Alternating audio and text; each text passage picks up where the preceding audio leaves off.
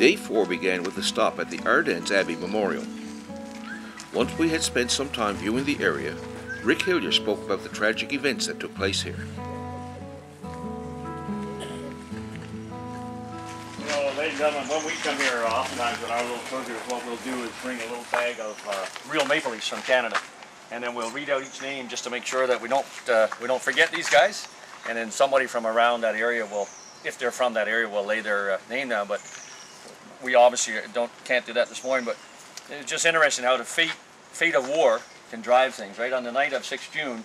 There was a road that divided those guys here that were taken prisoner by the military police of 12th SS Panzer Division, the Hitler Youth Division. And from the time they were taken, they were beaten and abused and brought back here. On the other side of the road, another 20 Canadians were taken prisoner by one of the mechanized units in the division, and they were handled as normal prisoners of war and survived the war, most of them to be released at the end of it. Those were brought here, the 18. On the other side of the wall, they were beaten again, and then they were made to kneel down, and then one by one they were brought around here and shot in the back of the neck, and then they were buried here. And then when the people came back to the Abbey, they discovered the ground had been heaved up, did the investigation, brought in the Canadian military authorities, and that's when the thing started to unfold. Kurt Meyer was up in the tower of the Abbey, and he was trying to observe the attack going forward. And it's funny because hatred still lasts, right? 6 years ago we were here. A busload came in, and as we were here, a busload of German tourists, including several veterans, showed up. On our bus, we had 2 members of the French resistance with us, 2 old guys who were hardcore, and they got out and drove the bus away. They wouldn't let them come here. It was simple as that. It was so funny. Since we don't have any maple leaves, we have in the military what we call the commander's coin, and we give this to great soldiers, sailors, airmen, airwomen, veterans, and their families. To say thanks for what they've done and just to recognize them. We'll leave that one here.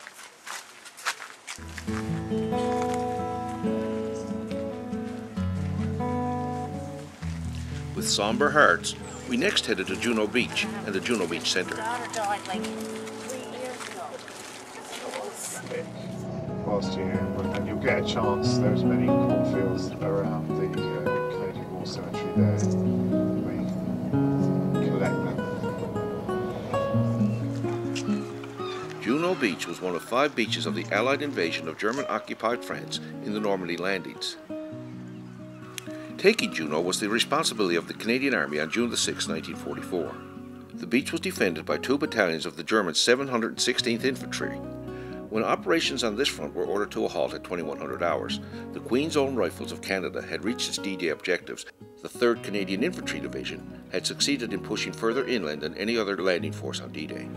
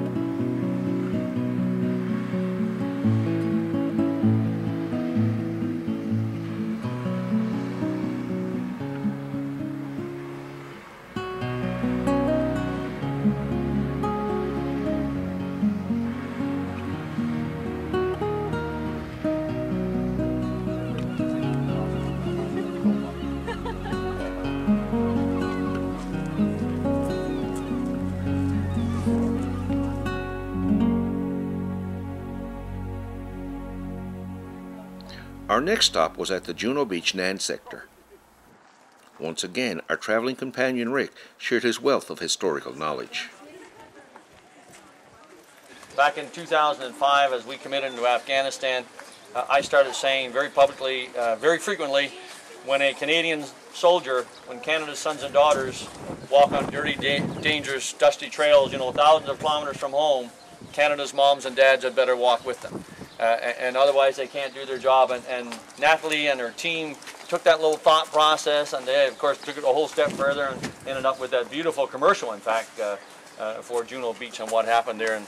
And again, 3 years ago, a month ago, in Borden, Ontario, near Barrie, the Prime Minister was down, and they dedicated this memorial wall at the entrance to base Borden, because in 1916, Canadian soldiers came to Borden and trained, and then a year later went up Vimy Ridge and won the Battle of Vimy Ridge. And so they said, we met the Colonel Commandant of base Borden, and I was talking to Jamie. He said, we're going to do this wall, he said, and we want this inscription on it. We're not sure what to say. And I said, Jamie, why don't you say, through this gate walk the sons and daughters of our nation in service to the great country of Canada.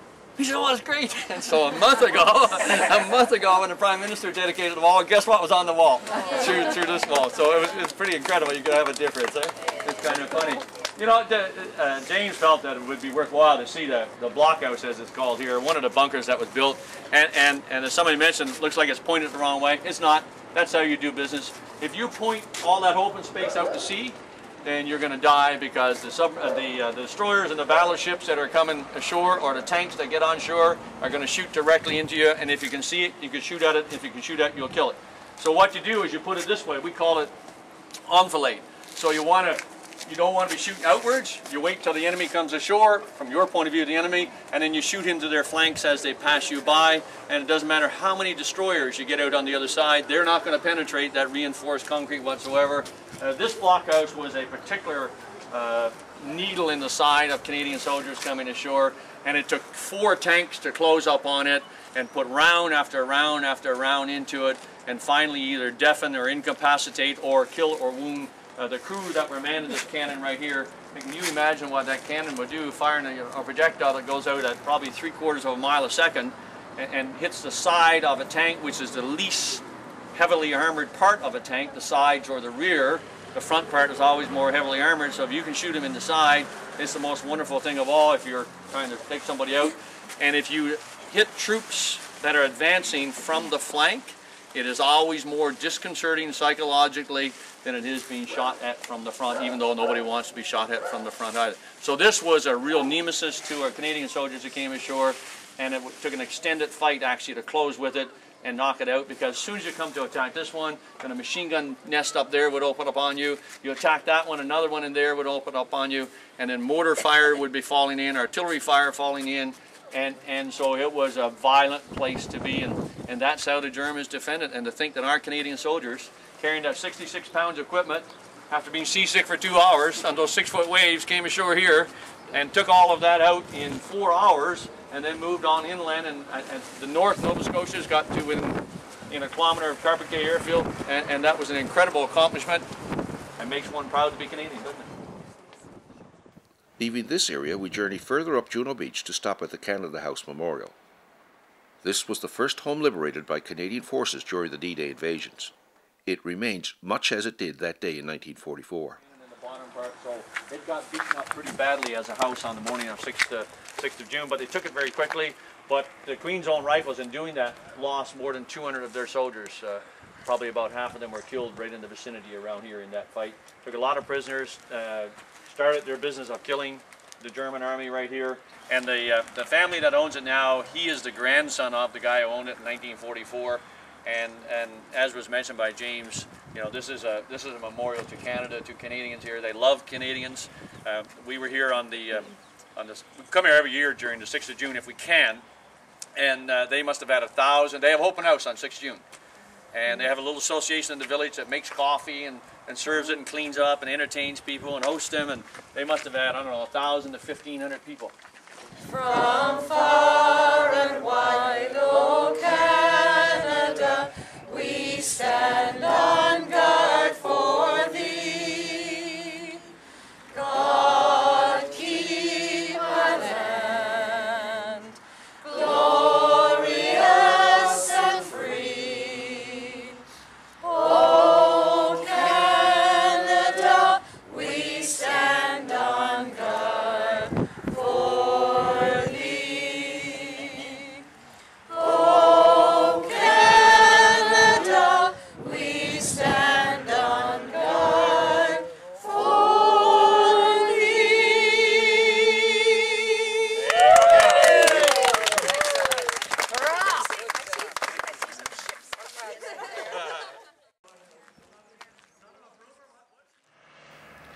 Next, we travel to Arromanches for some free time and a lunch. This area is remembered as a historic place of the Normandy landings, and in particular as the place where an artificial port was installed. It was on this beach that immediately after D-Day, the Allies established an artificial temporary harbour to allow the unloading of heavy equipment without waiting for the conquest of other deep-water ports. The British built huge, floating concrete caissons, which, after being towed from England, then had to be assembled to form walls and piers, forming and defining the artificial port called the Mulberry Harbour. Many of the remnants remain there today.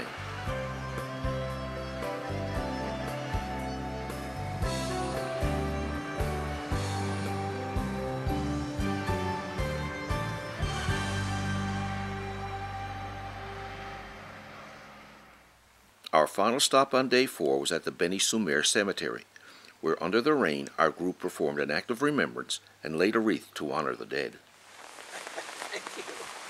They shall grow old, not grow old, as we that are left grow, as we that are left grow old. Age shall not weary them, nor the years condemn. At the going down of the sun and in the morning, we will remember them. We will remember them.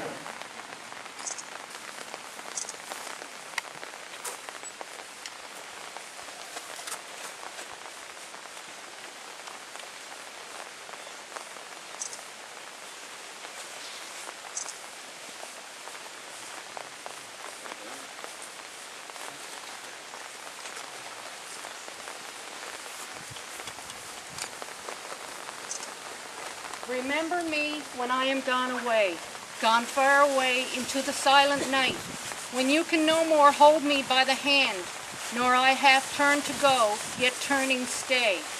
Remember me when no more day by day you tell me of our future that you'd planned. Only remember me, you understand. It will be late to counsel, then to pray, yet if you should forget me for a while, and afterwards remember, do not grieve. For if the darkness and corruption leave a vestige of the thoughts that once I had, better by far you should forget and smile, than that you should remember and be sad. Oh, Canada, our home and native land, true patriot love, in all thy sons command. With glowing hearts we see thee rise, the true north strong and free. From far and wide, O Canada, we stand on guard for thee. God keep our land glorious and free. O Canada, we stand on guard for thee.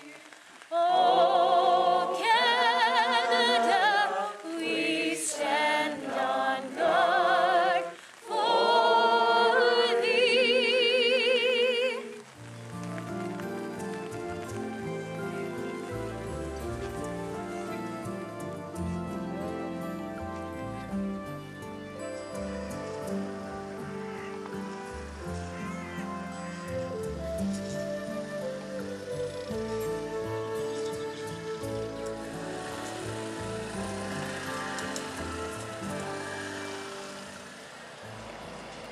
See so many souls gone, but yet there are a lot of souls that had to live, I guess because of a sacrifice that they have made. And I guess we're very thankful for that.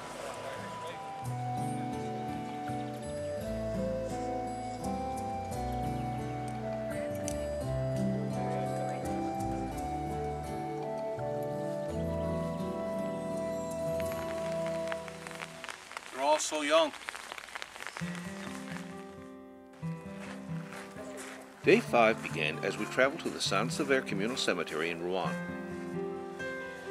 so many graves, the group had ample time to reflect on the horrors of war. It's interesting to be here. It's amazing to see how many people are buried here. It's just incredible for the loss of so many. This stop was an opportunity for a personal visit for Elaine and John Spurl.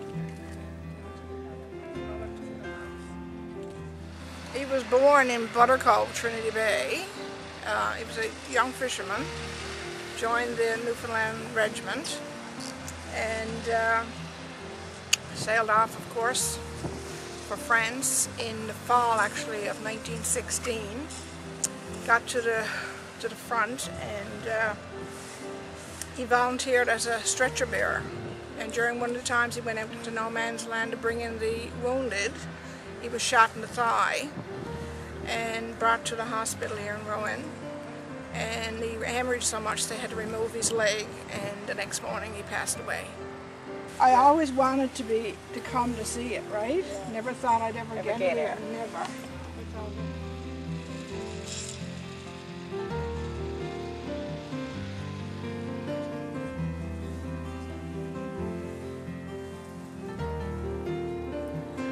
Sort of brings it all home when you see the vast numbers that are here. Our driver tells me that there's more than 8,000 buried here, and once you see it, it's just unbelievable. Problem is there's too many here.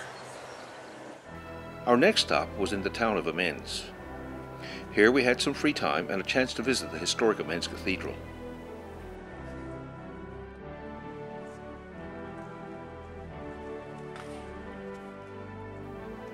Inside, the beauty of this place overwhelms the visual senses.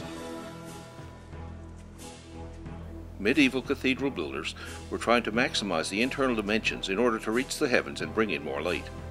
In that regard, the Amiens Cathedral is the tallest complete cathedral in France. It is renowned for the quality and quantity of early Gothic sculpture on the outside and a large quantity of polychrome sculptures from later periods on the inside of the building.